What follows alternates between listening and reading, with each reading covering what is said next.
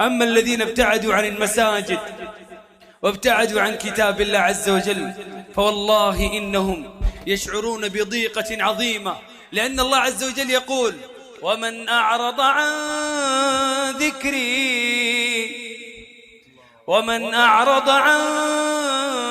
ذكري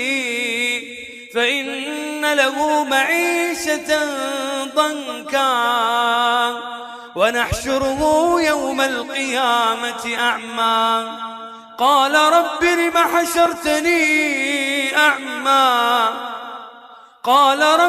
حشرتني أعمى وقد كنت بصيرا